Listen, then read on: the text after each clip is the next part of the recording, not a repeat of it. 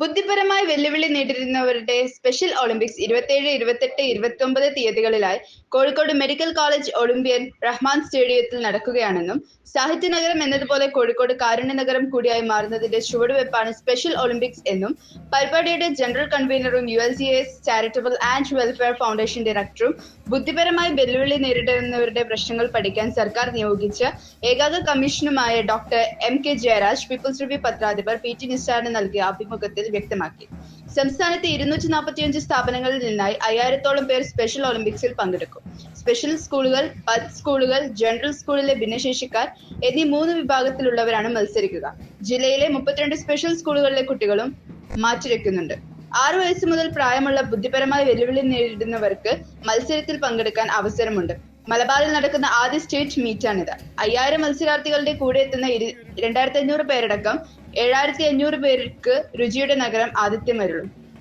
6 കാറ്റഗറിയിൽ 575 ഇവന്റുകളാണ് നടക്കുന്നത്. മത്സരാർത്ഥികളുടെ പ്രായം, കുറഞ്ഞ കഴിവുള്ളവർ, കൂടിയ കഴിവുള്ളവർ എന്നീ മാനദണ്ഡങ്ങളാണ് മത്സരാർത്ഥികളെ തിരഞ്ഞെടുക്കാനായി പരിഗണിക്കുന്നത്. ആൺകുട്ടികൾ, പെൺകുട്ടികൾ എന്നിങ്ങനെ 2 വിഭാഗങ്ങളിലായാണ് മത്സരം നടക്കുക. സ്റ്റേറ്റ് ഒളിമ്പിക്സിൽ വിജയികളാകുന്നവർക്ക് നാഷണൽ ഒളിമ്പിക്സിലും തുടർന്ന് വേൾഡ് സ്പെഷ്യൽ ഒളിമ്പിക്സിലും പങ്കെടുക്കാൻ അവസരമുണ്ട്. ഒളിമ്പിക്സിന്റെ പ്രചാരണാർത്ഥം വിപുലമായ പരിപാടികൾ സംഘടിപ്പിച്ചു വരികയാണ്.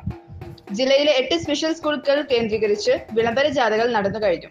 കാലിക്കറ്റ് പ്രസ് ക്ലബ്ബുമായി സഹകരിച്ച് മീഡിയ സെമിനാർ സംഘടിപ്പിച്ചു. ഇന്ന് CSI പള്ളി അങ്കണത്തിൽ നിന്ന് ആരംഭിച്ച് മാനാഞ്ചിറയിൽ സമാപിച്ച ബഡ്ഡി മാർച്ച് വൻ വിജയമായിരുന്നു. 100കണക്കിന് ആളുകൾ മാർച്ചിൽ പങ്കെടുത്തു.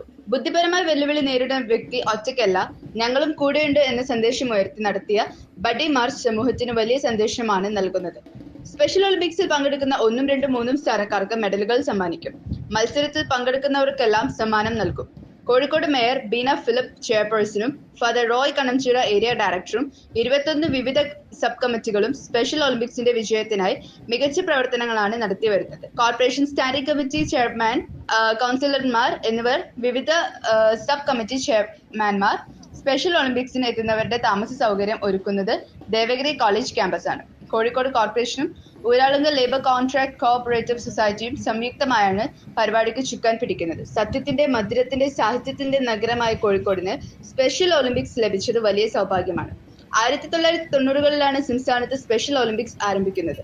ഒളിമ്പിക്സിന്റെ മാതൃകയിൽ 4 വർഷത്തിലൊരിക്കലാണ് ഇത് സംഘടിപ്പിക്കുന്നത്. സ്പെഷ്യൽ ഒളിമ്പിക്സ് വിജയിപ്പിക്കാനും നാടും നഗരവും ഒരുങ്ങിക്കഴിഞ്ഞു. ചരിത്രത്തിന്റെ ഉത്തുംഗതയിൽ വൈശിഷ്ട്യങ്ങളുടെ തലയെടുപ്പുമായി മുന്നേറുന്ന കോഴിക്കോടിന്റെ തിരുനെറ്റിയിൽ കാരുണ്യത്തിന്റെ പൊൻസൂര്യൻ ഉദിച്ചുയരുന്ന ദിനങ്ങളാണ് 27, 28, 29. സ്പെഷ്യൽ ഒളിമ്പിക്സ് കോഴിക്കോടിന്റെ ചരിത്രം കാരുണ്യത്തിന്റെ നഗരം എന്നുകൂടി അടയാളപ്പെടുത്തുമെന്ന് ഡോക്ടർ MK ജയരാജ് കൂട്ടിച്ചേർത്തു.